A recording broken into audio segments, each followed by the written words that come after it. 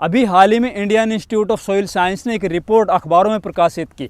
उसके अंदर बताया गया कि भैया हम अपनी फसलों के अंदर तो यूरिया डालते हैं तो उसका केवल 30% हिस्सा ही हमारी फसलें ले पाती, बाकी बचा हुआ 70% हिस्सा हमारे खेतों के अंदर जहरीले पदार्थ के रूप में कन्वर्ट होता जा रहा है। इसी तरह जो अपने खेतों में हम डीएपी डालते हैं तो भैया केवल 15 से 20% ही फॉस्फोरस हमारी फसलें ले पाती, बाकी जो बचा हुआ 80 से 85% हिस्सा है वो हमारे खेतों के अंदर जहरीले पदार्थ में कन्वर्ट होता जा रहा है। इसी के साथ भैया बात आती सल्फर की, तो जो हम सल्फर अपने खेतों के अंदर डाल रहे हैं तो केवल 8 से 10% सल्फर ही हमारी फसलें ले पा रही है। और इन सबसे बढ़कर देखिए जिंक जो हम अपनी फसलों के अंदर डालते हैं हरापन लाने के लिए, जैसे हमारी फसलें पीली पड़ जाती है तो उसके अंदर जो हम जिंक डालते हैं तो भैया केवल 2% जिंक हमारी फसलें ले पा रही, बाकी बचा हुआ 98% हिस्सा है हमारे खेतों के अंदर जहरीले पदार्थ के अंदर कन्वर्ट होता जा रहा है। और हद तो तब हो जाती जब हम आयरन और कॉपर जो अपने खेतों के अंदर डाल रहे हैं तो केवल इनका 1% हिस्सा ही हमारी फसलें ले पा रही, बाकी बचा हुआ 99% हिस्सा है ना वो हमारे खेतों में जहरीले पदार्थ के रूप में कन्वर्ट होता जा रहा है। तो आखिर ये क्यों हो रहा है? जो भी हम अपने खेतों में रासायनिक खाद DAP, urea, potash, sulphur, zinc, magnesium जो भी कोई इस तरह के खाद डालते जा रहे हैं तो इनकी एफिशिएंसी को हम 3 से 4 गुना तक किस तरह से बढ़ाएं,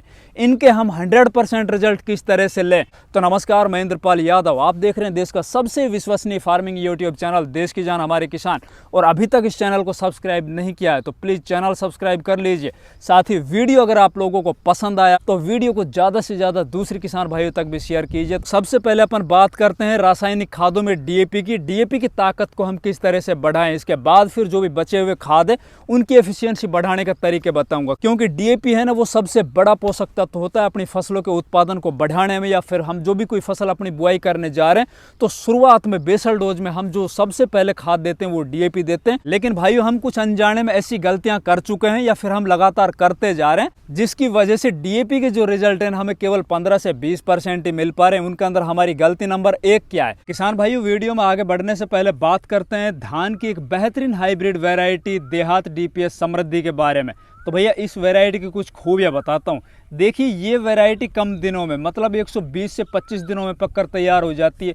साथ ही इस वैरायटी को कम पानी की आवश्यकता पड़ती है। अगर विपरीत परिस्थिति भी आ जाए तो भी इस वैरायटी का उत्पादन बहुत शानदार निकलता है। इसके अलावा इस वैरायटी में रोग और कीटों से लड़ने की क्षमता भी बहुत अच्छी है। बात करते हैं इस वैरायटी के पौधे की लंबाई की, तो भैया 110 से 120 सेंटीमीटर इस वैरायटी के लगे हुए पौधों की लंबाई होती है, जिससे ये वैरायटी आगे चलकर गिरती नहीं है। इस वैरायटी की बालियां लंबी और वजनदार होती है। अगर इसकी लंबाई की बात करें तो भैया एक बाली की लंबाई 12 से 13 सेंटीमीटर के लगभग होती है। इस किस्म के जो चावल है वो खाने में बहुत स्वादिष्ट होते हैं। फिर बात आती है बीज मात्रा की, तो भैया इस वैरायटी के बीज वो केवल 6 किलो पर एकड़ के हिसाब से आवश्यकता पड़ती है। आज ही अपने नजदीकी देहात केंद्र पर जाइए, इस वैरायटी के बीज को लाकर अपने खेतों के अंदर बुआई कीजिए। अपने नजदीकी देहात केंद्र को जानने के लिए इस वीडियो को डिस्क्रिप्शन बॉक्स में दिए हुए लिंक पर क्लिक करें। धन्यवाद। देखो डीएपी हम जब अपने खेतों के अंदर डालते हैं तो उसके साथ अक्सर किसान क्या करता है, जिंक सल्फेट है, मैग्नीशियम सल्फेट है, फेरस सल्फेट है, इस तरह के खादों को वो साथ ही मिला के डाल देता है। और अगर वो मिला के भी नहीं डालता तो इन दोनों खादों को जो बीच का जो डिफरेंस होता है ना दिनों का, वो बहुत कम रखता है। जैसे ही हम अपने खेतों के अंदर डीएपी डालते हैं तो डीएपी के अंदर जो फास्फोरस होता है वो सल्फेटिक खादों से मिलकर और एक तरह से रिएक्शन कर जाता है, वो जमीन के अंदर फिक्स हो जाता है। और अधिकतर जमीनों में आप लोगों को जानकर हैरानी होगी, ऊपरी सतह से लगभग आधा या 1 फीट नीचे एक सीमेंट नुमा परत बन चुकी है। जो डीएपी फास्फोरस डाल रहे हैं, जो जिंक डाल रहे हैं ना, वो अवेलेबल फॉर्म में नहीं होते हैं। वो केवल 20% तक काम करते हैं और जिंक तो केवल 2% काम कर रही।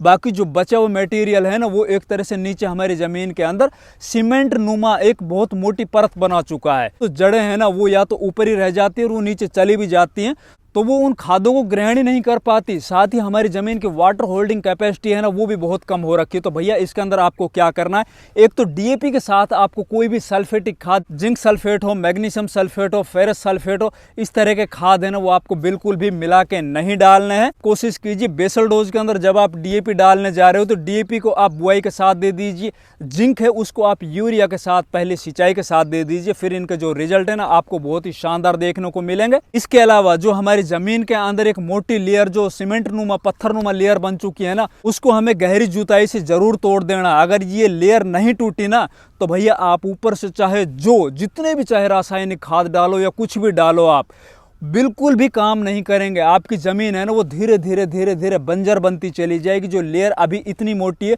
वो धीरे धीरे बढ़ती हुई चली जाएगी और फिर आने वाले 2-4-5 सालों के अंदर आप देखोगे आपके खेत के अंदर ना फसल उत्पादन होना ही बंद हो जाएगा। तो भैया क्या करना है आपको, सबसे पहले अपने खेत की गहरी जुताई कर देनी है, उस लेयर को तोड़ देना है, डीएपी खादों के साथ कोई भी सल्फेटिक खाद मिला के नहीं डालना है, साथ ही कैल्शियम नाइट्रेट जैसे खाद है ना वो भी हमें फास्फोरस के साथ मिला के नहीं देना है। इससे अगली बात करते हैं भैया यूरिया, जो नाइट्रोजन हमारी फसलों के अंदर सबसे ज्यादा आवश्यक पोषक तत्व है किसी भी फसल की बढ़वार के लिए, किसी भी फसल के अंदर क्लोरोफिल निर्माण के अंदर, साथ ही इसके अंदर जो फुटान होती है ना पौधा जब बढ़ रहा होता है तो उसके अंदर। तो भैया जो नाइट्रोजन यूरिया के रूप में अपने खेतों के अंदर हम डाल रहे हैं तो वो केवल हमारे 30% हमारी फसलें ले पा रही, बाकी बचा हुआ 70% हिस्सा वो खराब हो रहा। वो खराब क्यों हो रहा है? अक्सर किसान क्या गलती कर रहा है, जब हमारे खेतों के अंदर पानी भरा हुआ होता है ना उस टाइम पर वो यूरिया को छिटकता है। यहाँ पर आपको जो यूरिया है ना या तो लीचिंग डाउन हो जाएगा, जमीन में नीचे चला जाएगा जड़ों से, या फिर उसके जो रिजल्ट है ना वो आपको बिल्कुल कम देखने को मिलेंगे। अगर यूरिया का आपको 100% रिजल्ट लेना है तो आपके खेत में जब आप सिंचाई कर चुके होते हो,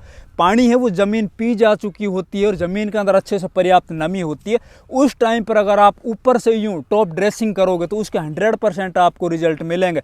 साथ ही आपको ये भी गलती नहीं करनी कि आपके खेत की नमी वो सूख जाए उसके बाद आप उसके अंदर यूरिया डालो तो उसके भी रिजल्ट आपको नहीं मिलेंगे। इसके अलावा बात आती है भैया पोटास की। पोटास बहुत जरूरी प्राइमरी न्यूट्रिएंट है भैया। अक्सर जब से इसके रेट बढ़े हैं हमारे किसान भाई पोटास को बहुत कम अपने खेतों के अंदर यूज कर रहा है और वो सबसे बड़ी गलती कर रहा है। पोटास किसी भी फसल के उत्पादन में सबसे बड़ा योगदान देता है। एक तो आपकी फसल को बीमारियों से बचाता है, पर्यावरणीय तनाव होता है ना, जो ज़्यादा गर्मी पड़ जाना, ज़्यादा सर्दी पड़ जाना, ज़्यादा बरसातें हो जाना, इस तरह के तनाव से आपकी फसल को बचा के रखता है। अगर 2-4 दिन आप अपनी फसल के अंदर सिंचाई में भी देरी कर देते हो, फसल के अंदर पोटास की पर्याप्त मात्रा है तो भी आपकी फसल है ना वो उस झटके को सहन कर जाएगी, उस स्ट्रेस को सहन कर जाएगी। साथ ही पोटास का सबसे बड़ा काम, जो भी हम पोषक तत्व अपने खेतों के अंदर डाल रहे होते हैं, जो भी ऊपर से या फिर जमीन के अंदर पड़े हुए पोषक तत्व होते हैं या वाटर मिनरल्स जो होते हैं, उन सभी को पौधे के आखिरी हिस्से तक पहुंचाने का काम है वो पोटास करता है। उनको फूल और फलियों तक पहुंचाने का काम पोटास करता है। साथ ही आपकी फसल की जो फ्रूट क्वालिटी है ना उसको इंक्रीज करता है, फ्रूट के वजन को बढ़ाता है, उसके साइज को बढ़ाता है, उसकी चमक को बढ़ाता है। तो भैया पोटास बहुत जरूरी है, पोटास जरूर देना चाहिए। आधी मात्रा आप बेसल डोज में दे सकते हो, बची हुई आधी मात्रा है ना जब फूल से और फलियों के अंदर हमारी फसलें पहुंच जाती है उस टाइम पर दे दीजिए, या फिर उस टाइम के ऊपर आप फोलियर स्प्रे के अंदर भी कुछ वाटर सोल्यूबल फर्टिलाइजर होते हैं ना, जैसे कि 13-0-45 है, 00-50 है, 0-52-34 है, उस तरह के स्प्रे कर सकते हो। उसके अंदर भी पोटास की अच्छी पर्याप्त मात्रा होती है और फोलियर स्प्रे के माध्यम से भी बहुत अच्छे से रिजल्ट देती है। अब ये तो हुए प्रमुख पोषक तत्व NPK, नाइट्रोजन, फॉस्फोरस और पोटास। इनकी आवश्यकता हमारी फसलों को क्यों पड़ती है? अब बात करते हैं इनकी एफिशिएंसी को हम किस तरह से बढ़ाएं, इनकी ताकत है ना उसको हम 3 से 4 गुना तक कैसे बढ़ाएं। तो भैया देखो, आपके खेत की मिट्टी में 0.5 से लेकर 0.7 के बीच में ऑर्गेनिक कार्बन की मात्रा होनी चाहिए। अपने खेत की मिट्टी की जांच कराइए, अगर इससे नीचे ऑर्गेनिक कार्बन की मात्रा है तो जो भी आप रासायनिक खाद ऊपर से डालोगे इनके रिजल्ट आपको नहीं मिलेंगे। तो उसके लिए क्या करना है भाई, हमें सबसे पहले अपने खेत के अंदर देसी खाद डालना है, सड़ा गला।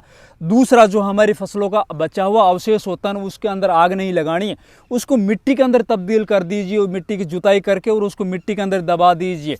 साथ ही गर्मियों के मौसम के अंदर हमें हरा खाद भी अपने खेतों के अंदर जरूर बनाना चाहिए। तो भैया ये कुछ काम आपको जरूर करने, जिससे आपको जो भी रासायनिक खाद है ना उनकी एफिशिएंसी देखते देखते लगभग 3 से 4 गुना तक इनके रिजल्ट आपको देखने को मिल जाएंगे। तो भैया इन कामों को जरूर कर लीजिए।